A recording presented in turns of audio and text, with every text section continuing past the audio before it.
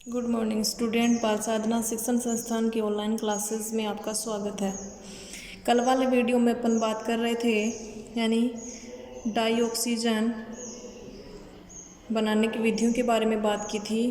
प्रयोगशाला विधि, धातु ऑक्साइडों के तापीय अपघटन द्वारा हाइड्रोजन पेरोक्साइड का उत्प्रेरकीय यानी उत्प्रेरक जैसे चूर्णित निकल प्लेटिनम की उपस्थिति में यदि अपन तापीय अपघटन करवाते हैं तो डाई ऑक्सीजन का फॉर्मेशन होता है। तो इसके बनाने की विधियां पढ़ी थी। उसके बाद अपन ने इसके फिजिकल और केमिकल प्रॉपर्टी यानी इसके गुणधर्म पढ़े थे, और उसके बाद में अपन ने देखे थे इसके यूजेस देखे थे डाई ऑक्सीजन के। ठीक है, तो अब अपन देखते हैं इसके बाद अगला जो टॉपिक है वो है साधारण ऑक्साइड, सिंपल ऑक्साइड। साधारण ऑक्साइड्स, साधारण ऑक्साइड कैसे, जैसे अपन पीरियोडिक टेबल में बात करते हैं। पीरियोडिक टेबल में एक आवर्त में अपन बाएं से दाएं जाते हैं, यानी एस ब्लॉक से ही पी ब्लॉक की तरफ जब जाते हैं तो यानी कौन सी प्रॉपर्टी बढ़ती है? अधात्विक प्रॉपर्टी बढ़ती है, अधात्विक गुण बढ़ता है। और वर्ग में ऊपर से नीचे जाने पर कौन सी प्रॉपर्टी बढ़ती है? धात्विक प्रॉपर्टी बढ़ती है, धात्विक गुण बढ़ता है। और आवर्त सारणी में तीनों प्रकार के तत्व पाए जाते हैं, धातु भी पाए जाते हैं, अधातु भी पाए जाते हैं और उपधातु भी पाए जाते हैं। मतलब अपन पी ब्लॉक में एक जिग लाइन जिसपे 6-7 जो हैं वो तो क्या है? उपधातु हैं, जिनमें कि धातु की प्रॉपर्टी भी पाई जाती हैं और अधातु दोनों की प्रॉपर्टी पाई जाती हैं। क्या कहलाते हैं? उपधातु कहलाते हैं। धातु जो है वो टेढ़ी मेढ़ी रेखा के इधर जो हैं, एस ब्लॉक एलिमेंट है, डी ब्लॉक एलिमेंट है, वो क्या है? धातु हैं। अधातु पी ब्लॉक में जो एक टेढ़ी मेढ़ी रेखा है इसकी इधर जो है वो क्या है? अधातु हैं। तो जनरली यदि मैं बात करूँ सामान्यतः है यानी ऑक्सीजन जो है वो तत्वों के साथ में क्रिया करके क्या बनाती है? द्विअंगी यौगिक बनाती है। यानी एक तो खुद है, एक वो दूसरा तत्व है, दो जुड़ गए तो मतलब उसके साथ जुड़ करके द्विअंगी यौगिक बनाती है, और वही द्विअंगी यौगिक क्या कहलाते हैं? ऑक्साइड कहलाते हैं। अब वो धातु के साथ जुड़ सकती है, अधातु के साथ भी जुड़ सकती है और उपधातु के साथ भी जुड़ करके इन यौगिकों का फॉर्मेशन कर सकती है। वो ऑक्साइड कोई भी हो सकता है। जनरली यदि अपन बात करें सामान्यतः है यानी धातु जो होते हैं उनके ऑक्साइडों की प्रकृति जो होती है वो होती है क्षारीय होती है, और अधातु जो होते हैं उनके ऑक्साइडों की यदि प्रकृति की बात की जाए तो अधातु ऑक्साइडों की प्रकृति जो होती है वो होती है अम्लीय। तो धातु का ऑक्साइड, चाहे वो सोडियम का ऑक्साइड है, चाहे वो कैल्शियम का ऑक्साइड है, चाहे वो मैग्नीशियम का ऑक्साइड है, धातु कोई भी हो सकती है, उसका ऑक्साइड उसकी प्रकृति क्या होगी? जनरली क्षारीय होती है। अधातु उसके ऑक्साइड की प्रकृति, अधातु जैसे कार्बन है तो carbon dioxide, sulphur dioxide, phosphorus का कोई भी ऑक्साइड, तो यानी अधातु जो हैं उनकी ऑक्साइड की प्रकृति क्या होती है? अम्लीय होती है। और उपधातु जो हैं उनके ऑक्साइडों की प्रकृति सामान्यतः क्या होती है? उभयधर्मी होती है, यानी उसमें अम्लीय गुण भी पाया जाता है और क्षारीय गुण भी पाया जाता है। उपधातुओं के अलावा कुछ धातुओं के ऑक्साइड भी हैं, जिंक का ऑक्साइड है, एल्यूमिनियम का ऑक्साइड है, तो उनके जो ऑक्साइड हैं उनकी प्रकृति भी उभयधर्मी होती है, क्योंकि वो अम्ल और क्षार दोनों के साथ में आसानी से क्रिया कर लेते हैं। प्रॉपर्टी उनकी अम्ल भी होती है और क्षार भी होती है, इस कारण वो कहलाते हैं उभयधर्मी ऑक्साइड कहलाते हैं। अब जरूरी नहीं है कि धातुओं के सभी ऑक्साइड जो होते हैं उनकी प्रकृति क्षारीय होती है। यानी कभी कभार जो क्वेश्चन आ जाता है कि मैंगनीज जो है यानी डी ब्लॉक तत्वों की यदि बात करें तो मैंगनीज जिसका अधिकतम ऑक्सीकरणांक +7 होता है उसके ऑक्साइड की यदि बात करें Mn, MnO2, MnO4, तो यानी कई प्रकार के ऑक्साइड बनाता है ये। यानी यहाँ पर इसका ऑक्सीकरणांक +2 है, यहाँ पर +4 है, यानी यहाँ पर इसका ऑक्सीकरणांक कितना है? MnO4 -8 में से एक गया पक्षांतरण करेंगे कितना आ जाएगा, प्लस का 7 हो जाएगा। जैसे अपन बनाते हैं ना KMnO4, वहाँ माइनस नहीं लगाते हैं, यानी इसका प्लस इसका माइनस, तो क्या हो जाएगा KMnO4 पोटेशियम परमैंगनेट। तो यानी अधिकतम ऑक्सीकरण अंक कितना है, प्लस का 7 है। तो ये जो ऑक्साइड है इनमें पूछा जाता है अम्लीयता का क्रम। तो फिर धातु का ऑक्साइड है तो फिर वह अम्लीय नहीं होना चाहिए। तो यानी धातुओं के कुछ ऑक्साइड जो होते हैं वो क्या होते हैं, अम्लीय भी होते हैं, और उनमें अम्लीयता का ऑर्डर भी पूछा जाता है। और ये जो ऑर्डर है वो किस आधार पर दिया जाता है, वो उनके ऑक्सीकरण अंक के आधार पर दिया जाता है।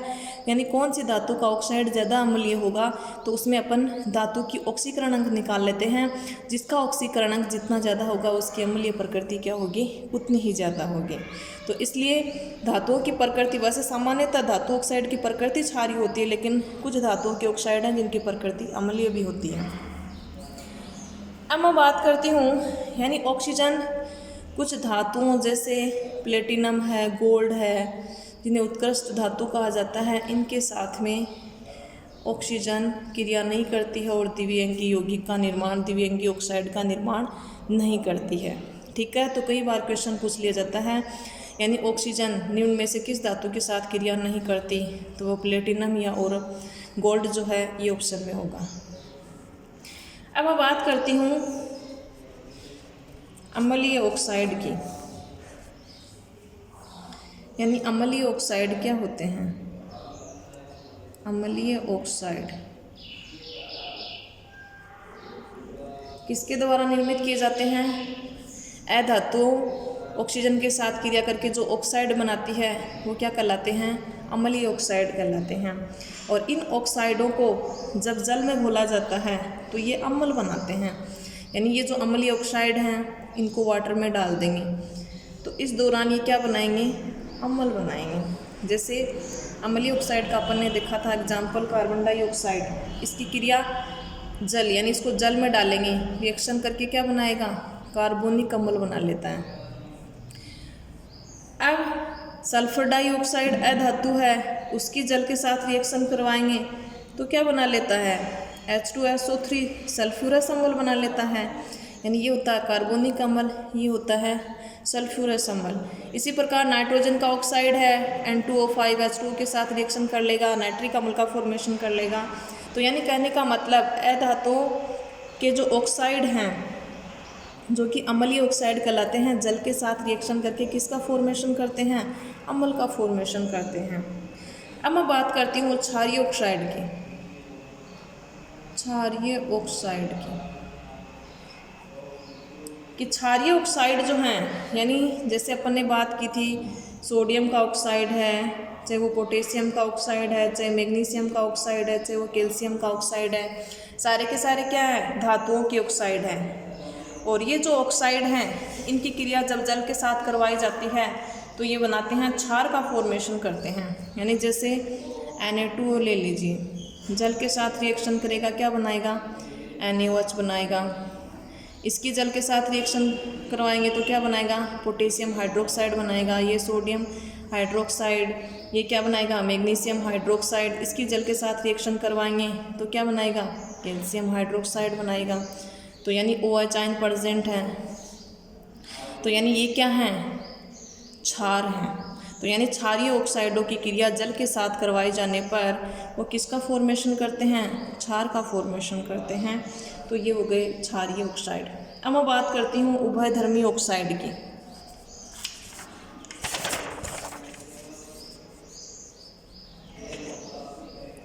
उभयधर्मी ऑक्साइड,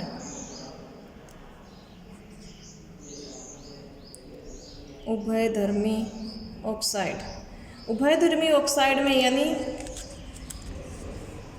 अम्लीय और क्षार यानी अम्ल और क्षार दोनों के ऑक्साइडों की तरह बिहेव करते हैं, यानी दोनों की प्रॉपर्टी उनमें पाई जाती हैं,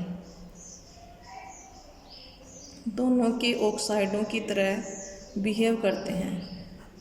अम्लीय ऑक्साइड जो हैं उनकी प्रॉपर्टी भी पाई जाती हैं और क्षार के जो ऑक्साइड हैं उनकी प्रॉपर्टी भी इसमें पाई जाती हैं। तो ये कहलाते हैं उभयधर्मी ऑक्साइड। और उभयधर्मी ऑक्साइड का जो एग्जाम्पल है वो है एल्यूमिनियम का ऑक्साइड Al2O3, जो कि अम्ल और क्षार दोनों के साथ क्रिया कर लेता है। यानी Al2O3 अम्ल के साथ इसका जब जल अपघटन करवाया जाता है तो एक कॉम्प्लेक्स का फॉर्मेशन करता है, AlH2O6 का फॉर्मेशन करता है। और जब इसकी क्रिया क्षार के साथ NaOH के साथ जब करवाई जाती है तो ये बनाता है Na3AlOH6। इन संकुलों के नाम तो आपको 9 वाले चैप्टर में सिखाए जाएंगे।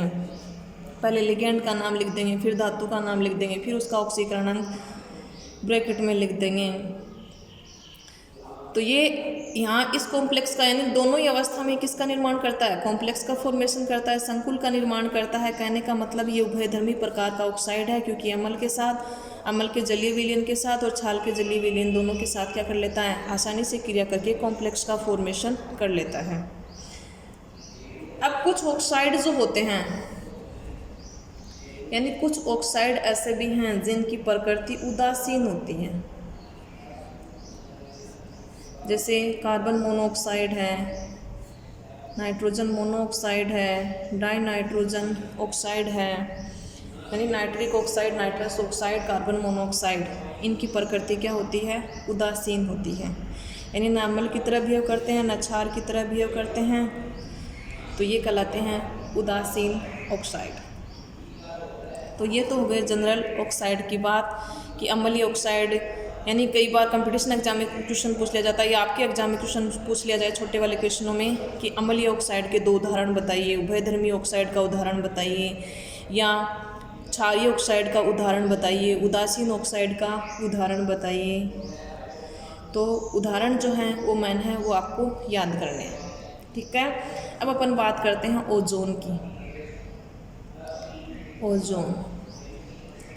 ओजोन यानी ऑक्सीजन, जब 3 परमाणु आपस में जुड़ जाते हैं तो वो किसका फॉर्मेशन करते हैं, ओजोन का फॉर्मेशन करते हैं। सूत्र क्या होता है, O3 होता है। अब ओजोन की यदि बात करूं कि ओजोन जो होती है वो पृथ्वी की सतह से लगभग 20 किलोमीटर की जो ऊंचाई होती है उसके ऊपर ये वातावरण में ओजोन उपस्थित होती है। ये वायु की तुलना में यदि बात की जाए तो भारी होती है, तो इसी कारण ये 20 किलोमीटर की दूरी पर ऊपर स्थित होती है। जब वातावरण में उपस्थित ऑक्सीजन जो है वो पराबैंगनी किरणों को अवशोषित कर लेती है, यानी सूर्य से आने वाली जो किरणें हैं अल्ट्रावायलेट रेज, जिनको कहा जाता है पराबैंगनी किरणें, इनको जब ऑक्सीजन अवशोषित कर लेती है तो इस दौरान वो किसका फॉर्मेशन कर लेती है, ओजोन का फॉर्मेशन कर लेती है। अब ये जो ओजोन है ये ओजोन एक परत का निर्माण कर लेती है जिसको अपन ओजोन यानी एक चादर के रूप में कार्य करती है, जिस परत को अपन कहते हैं ओजोन परत। और यही ओजोन परत क्या करती है, ये सूर्य से आने वाली जो अल्ट्रावायलेट किरणें हैं इनसे हमारी रक्षा करती है। यानी यदि अल्ट्रावायलेट किरणों की अधिकता पृथ्वी तक यानी अल्ट्रावायलेट किरणें आने लग जाएंगी तो जीव जंतु और मनुष्य पर हानिकारक प्रभाव पड़ने लग जाते हैं। तो इन अल्ट्रावायलेट किरणों को रोकने का कार्य कौन सी परत करती है, ओजोन परत करती है। अब मैं बात करती हूँ इसके ओजोन के बनाने की विधि, यानी ओजोन जो है उसका फॉर्मेशन कैसे किया जाता है। तो ओजोन जो है एक तो वो हो गई कि वायुमंडल में ऑक्सीजन उपस्थित है, अल्ट्रावायलेट किरणों का अवशोषित करके किसका फॉर्मेशन कर लेती हैं, ओजोन का फॉर्मेशन कर लेती हैं। एक शुष्क वायु की यानी मंद धारा में विद्युत विसर्जन यदि किया जाता है तो उस दौरान ऑक्सीजन जो है वो ओजोन में परिवर्तित हो जाती है और इस दौरान ऑक्सीजन के द्वारा उष्मा का अवशोषण किया जाता है। ये किस प्रकार का प्रक्रम है, उष्माशोषी प्रकार का प्रक्रम है और इस प्रक्रम में लगभग 142.7 किलो जूल प्रति मोल उष्मा जो है वो अवशोषित की जाती है, अर्थात डेल्टा एच का मान क्या होता है, पॉजिटिव होता है। तो ये तो है ओजोन को बनाने की विधि। बाकी ओजोनितर के द्वारा सेमिनाइजर ओजोनाइजर जो हैं उनके द्वारा भी प्रयोगशाला में ओजोन है वो निर्मित की जाती है, क्योंकि आपके सिलेबस में नहीं है। अब देखिए इसके गुणधर्म यानी ओजोन की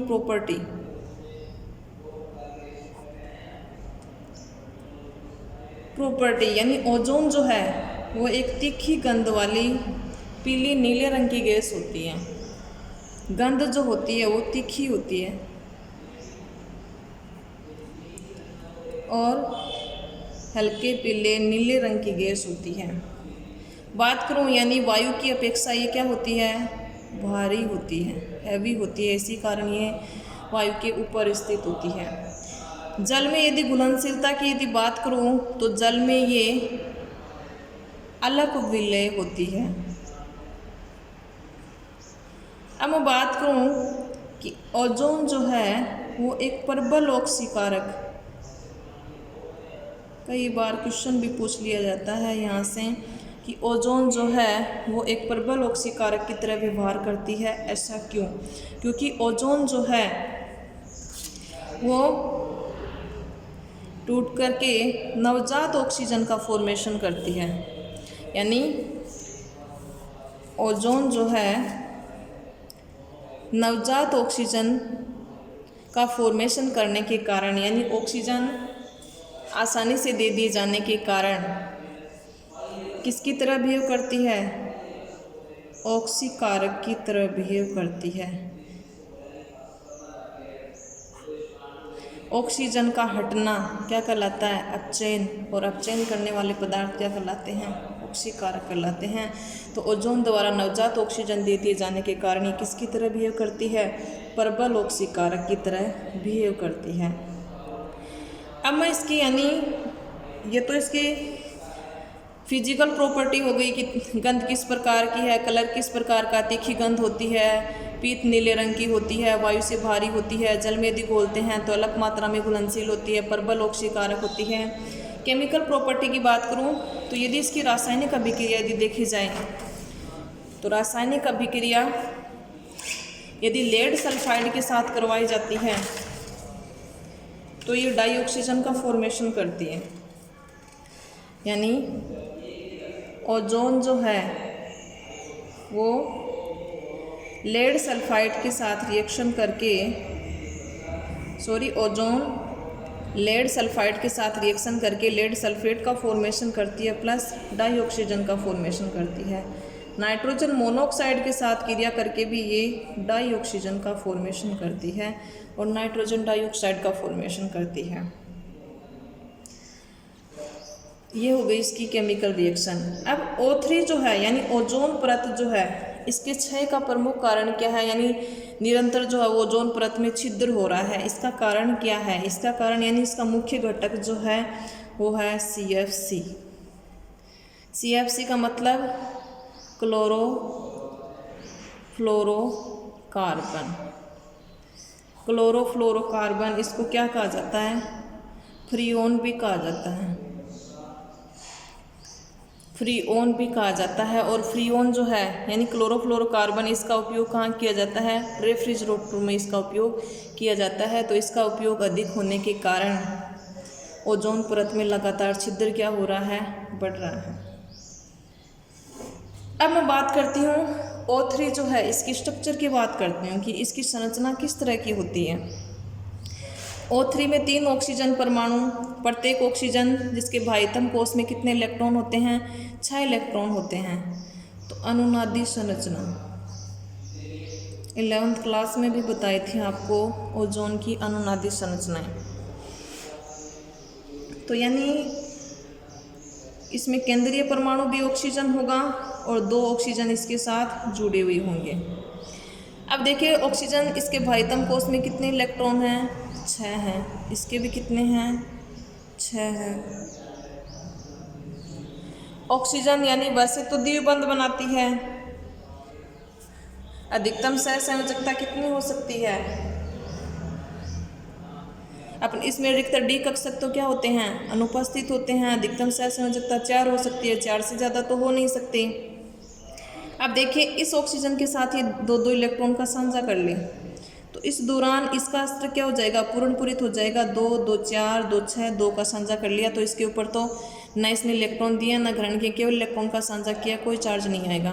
यहाँ पर देखिए 2, 2, 4, 2, 6, 2, 8 अष्टक तो पूर्णपूरित हो गया। लेकिन इस वाले ऑक्सीजन के साथ जब बंध बनाएंगे तो इस ऑक्सीजन के साथ मान लीजिए अपन ने सिंगल बॉन्ड बना दिया एक एक इलेक्ट्रॉन का साझा कर दिया। तो इस दौरान देखिए 2 2 4 5 6 7 ये वाला इलेक्ट्रॉन यदि इसको दे दें तो इस स्थिति में इस पर क्या आ जाएगा, एक इलेक्ट्रॉन ज़्यादा हो जाएगा नेगेटिव, और इसके पास 1 2 3 4 5 6 होने चाहिए, एक इलेक्ट्रॉन की कमी तो पॉजिटिव आ जाएगा। अब दूसरी वाली अनुनादी संरचना अपन कैसे बना सकते हैं, जरूरी थोड़ी है इस वाले ऑक्सीजन के मध्य 2 2 इलेक्ट्रॉन का साझा हो, इसके मध्य 2 2 इलेक्ट्रॉन का साझा हो सकता है। तो दूसरे वाली स्ट्रक्चर कौन सी बन जाएगी, दूसरे वाली स्ट्रक्चर ये बन जाएगी।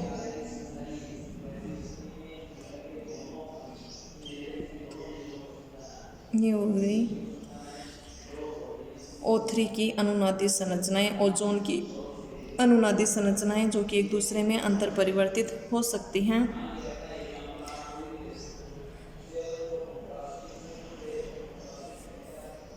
अब मैं यदि बात करूं हाइब्रिडाइजेशन की आकृति क्या होती है, वी शेप होती है, क्योंकि एक लोन पेयर प्रेजेंट है। यदि ये लोन पेयर नहीं होता तो आकृति किस तरह की होती, लीनियर होती। यदि वैसे साधारण रूप से अपन निकालें कि स्ट्रक्चर यदि दी हुई है तो उस अवस्था में अपन संकरण कैसे निकालते हैं, लोन पेयर की संख्या प्लस सिग्मा बंध की संख्या। तो सिग्मा बंध कितने हैं, 1 2, एक सिग्मा एक पाई है यहाँ पर, तो 1 2 एक लोन पेयर 3 हो गए। तो यानी संकरण कौन सा है यहाँ पर, sp2। ऑक्सीजन में संकरण का प्रकार ओजोन में है sp2 संकरण। आकृति क्या होती है, कोणीय होती है, और ये होती हैं इसकी अनुनादी संरचनाएं, और बंध कोण का मान लगभग होता है 117 डिग्री होता है। तो ये होती हैं ओजोन की संरचनाएं और इसमें बंध कोण का मान। अब मैं बात करती हूँ इसके यूजेस की, यानी ओजोन का उपयोग जो है कहाँ किया जाता है। तो एक तो ओजोन जो है ओजोन परत का निर्माण करती है, जो कि क्या करती है, सूर्य से आने वाली अल्ट्रावायलेट रेज जो हैं उनसे हमारी यानी पृथ्वी तक पहुंचने में हमारी रक्षा करती है, जिससे जीव जंतु और मनुष्य पर हानिकारक प्रभाव ना पड़े। एक ये जो है ओजोन जो है ये जल को रोगाणु रहित करने में काम में आती है, रोगाणु रहित करने में काम आती है। एक ये प्रयोगशाला में ऑक्सीकारक के रूप में प्रयुक्त की जाती है। एक हाथी दांत स्टील जो हैं उनके विरंजक के रूप में भी ओजोन जो है वो प्रयुक्त की जाती है। तो ये हो गए ओजोन के यूजेस, ठीक है। अब आज का मेरा आपसे क्वेश्चन है, पहला जो क्वेश्चन है वो मेरा आपसे ये है, क्या PCl5 में सभी आबंध लंबाइयाँ समान होती हैं? सभी आबंध लंबाइयाँ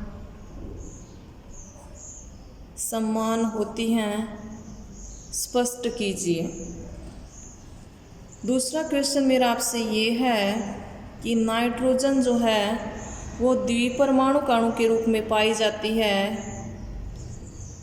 नाइट्रोजन जो है वो द्विपरमाणु कणों के रूप में पाई जाती है, जबकि फास्फोरस होता है वो P4 अणु के रूप में पाया जाता है, ऐसा क्यों? तो ये है आज के आपके लिए 2 क्वेश्चन, आंसर आपको कमेंट बॉक्स में लिख करके बताने हैं। आज के वीडियो में इतना ही, थैंक यू।